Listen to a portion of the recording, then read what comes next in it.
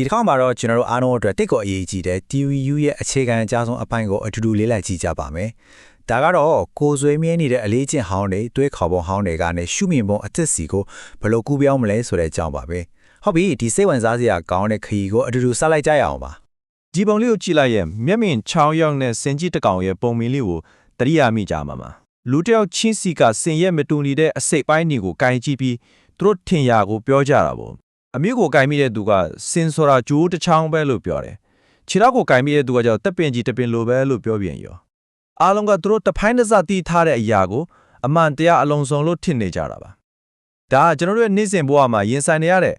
အကြီးမားဆုံးပြဿနာတစ်ခုဖြစ်တဲ့အမြင်ကျဉ်းမြောင်းမှုကိုအရန်ကောင်းကောင်းပုံဖော်ပြနေတာပါ။ Thierry Yu ကနေထောက်ပြတဲ့အတိကအချက်ကတော့လေကျွန်တော်တို့ရဲ့အကြီးမားဆုံးအထာအစီဟာအပြည့်မှာရှိနေတာမဟုတ်ပဲကိုယ့်ရဲ့အတွင်းမှာပဲရှိနေတဲ့ဆိုတာပါပဲ။အဲ့ဒါကတော့ကိုယ်ကိုင်တောင်သတိမထားမိကတဲ့မျက်ကိုယ်ရဲ့ long train ဒါမှမဟုတ် blind spot ဆိုတဲ့အရာတစ်ခုပါဒီစကားက theory U ရဲ့အသင်းနှလုံးပါပဲပြောချင်တာကကျွန်တော်တို့ဘာလုပ်တယ်ဆိုတာထက်အဲ့ဒီအလုပ်ကိုဘယ်လိုစိတ်နဲ့စိတ်ထားနဲ့လှုပ်ဆောင်တယ်လဲဆိုတဲ့အတွင်းစိတ်အခြေအနေကအောင်မြင်မှုကိုအဆုံးဖြတ်ပေးတယ်လို့ဆိုလိုတာပါလုပ်ရတဲ့နောက်ွယ်ကရင်းမြစ်ကအရေးကြီးဆုံးပါပဲ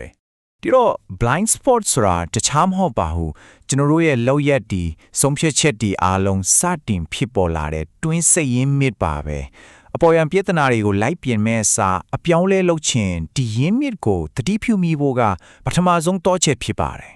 ်ကဲကျွန်တော်တို့အားလုံးမပုံသေးတွေးခေါ်နေကြနားထောင်နေကြပုံစံတစ်ခုရှိပါတယ်ဒီအလေးချင်းဟောင်းတွေကကျွန်တော်တို့ကိုတန်တရားလဲနေတဲ့စဝိုင်းတန်းမှာဘယ်လိုမျိုးပိတ်မိစေတယ်လဲဆိုတာကိုကြည့်လိုက်ကြရအောင်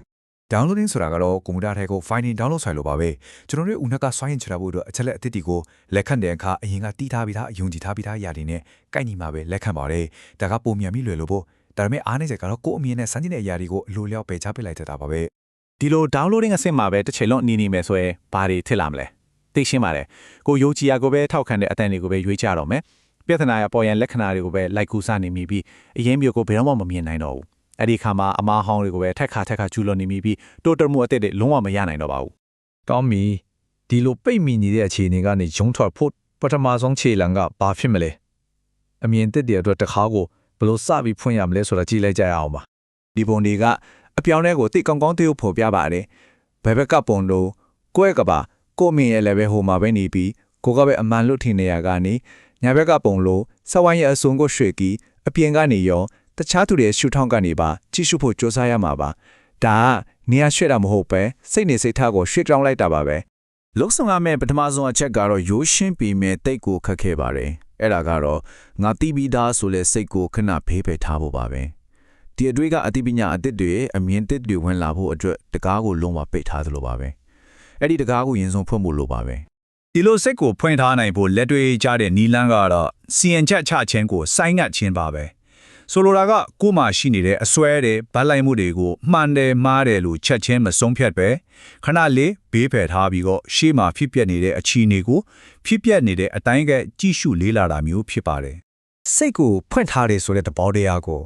လက်တွေ့ကြတဲ့အရေးချင်းတစ်ခုနဲ့ချိတ်ဆက်ကြည့်အောင်အဲ့ဒါကတော့နားထောင်ခြင်းပါပဲနားထောင်ပုံပြောင်းလဲလိုက်ကြတဲ့တပြိုင်နက်တည်းအမြင်လေးပါပြောင်းလဲလာမှာပါနားထောင်ခြင်းရဲ့ပထမဆုံးအဆင့်နှစ်ခုကိုကြည့်လိုက်ရအောင်အစစ်နဲ့ downloading ကတော့ကိုယ့်အမြင်မှန်ကြောင်းတက်သေးပြဖို့တက်ပဲနားထောင်တာပါဒါပေမဲ့အစစ်နဲ့ကိုရောက်လာတဲ့အခါမှာတော့ဟာဒါငါသိထားတာနဲ့မတူပါလားဆိုပြီးကွဲပြားနေတဲ့အချက်အလက်အသစ်တွေကိုစပြီးသတိပြုမိလာပါတယ်ဒီအဆင့်ကိုရောက်ပြီဆိုရင်အမြင်သစ်အတွက်တငါးစစ်ပွင့်လာပြီလို့ပြောလို့ရပါတယ်ဒါပေမဲ့ကျွန်တော်တို့ကို downloading အဆင့်မှာပဲပိတ်မိနေစေတဲ့နောက်ခွဲကနေချုပ်ကိုင်းထားတဲ့မမြင်နိုင်တဲ့စွမ်းအားတွေကိုမြင်ထားလာအောင်ကူညီပေးမဲ့ဒုတစ်ခုကိုမိတ်ဆက်ပေးခြင်းပါတယ်The iceberg model ကတော့အားလုံးယဉ်နီးပြီးသားဖြစ်မှာပါပြဿနာတစ်ခုဖြစ်လာရင်ကျွန်တော်တို့မြင်နေရတဲ့ဖြစ်ရက်ကရေပေါ်မှာပေါ်နေတဲ့ရေခဲတောင်ရဲ့ထိပ်ဆုံးနေလို့ပါပဲတကယ်ပြဿနာရဲ့အရင်မြင်များစုကတော့ရေအောက်မှာရှိတဲ့မမြင်နိုင်တဲ့ရေခဲတောင်ကိုထည့်ကီလိုပဲဖုံးကွယ်နေပါတယ်ဒီရေအောက်မှာဘာတွေရှိနေလဲဖြစ်ရတဲ့ကိုဖြစ်ပေါ်စေတဲ့စနစ်တွေဖိုင်စီးပုံတွေလူတွေရဲ့စိတ်ထဲမှာအမြင့်တွယ်နေတဲ့တွေးခေါ်ပုံစံတွေရှိနေပါတယ်ဒါပေမဲ့အရေးကြီးဆုံးနဲ့အနက်ချင်းဆုံးမှာရှိနေတာကတော့ကျွန်တော်တို့တယောက်ချင်းစီမှာရှိနေတဲ့ကိုယ်ပိုင်ဆွဲတွေပါပဲ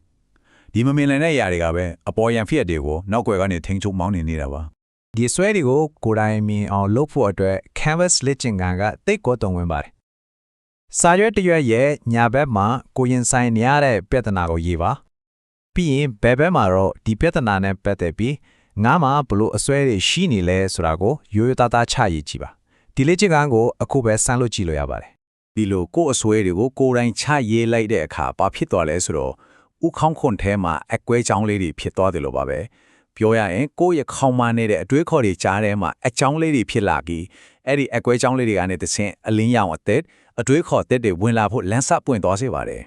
ကဲဒီနေ့လေးလာမှုကိုအနစ်ချုပ်နဲ့အဆုံးမတတ်ချင်ပါဘူးအဲ့ဒီအစားကိုယ်တိုင်ပြန်လဲသုံးသပ်ပြီးဆက်လက်လေးလာဖို့တွန်းပေးမဲ့မေးခွန်းအချို့နဲ့အဆုံးသတ်လိုက်ချင်ပါတယ် ပထမဆုံးမေးခွန်းပါဒီနေ့ပြောခဲ့တာတွေကိုကြားပြီးတဲ့အခါကို့မှာရှိမဲ့အရင်ကမသိခဲ့တဲ့ဘလို့အစွဲတစ်ခုကိုအခုမှတတိပြုမိလိုက်ပါတယ်လေခဏလောက်စဉ်းစားကြည့်ပါ ဒုတိယမိကွန်းကတော့နင်းနေတော့စိတ်ထိခိုက်စရာကောင်းနိုင်ပါတယ်ငါတိပိတာဆိုတဲ့စိတ်ကြောင့်ကိုယ့်ဘဝမှာအခွင့်အလမ်းကောင်းတွေဘလောက်များများလွဲချော်ခဲ့ဘူးပြီလဲဆိုတာကိုရိုးရိုးသားသားပြန်စဉ်းစားကြည့်ပါ နောက်ဆုံးအနေနဲ့ကြီးစစ်ဖို့တက်အရေးအကြီးဆုံးမေးခွန်းတစ်ခုပါတခြားသူတယောက်ကိုဘာစီချင်းကြမှမချပဲစိတ်ကိုဖွင့်ပြီးအမှန်တကယ်နားထောင်ပေးဖို့ကိုဘယ်အရာကအဓိကအတားဆီးဖိနေပါသလဲဒီမေးခွန်းရဲ့အဖြေက TRUK ရဲ့နောက်တစ်ဆင့်အတက်အကောင်းဆုံးအစအဖြိုးပေးပါလိမ့်မယ်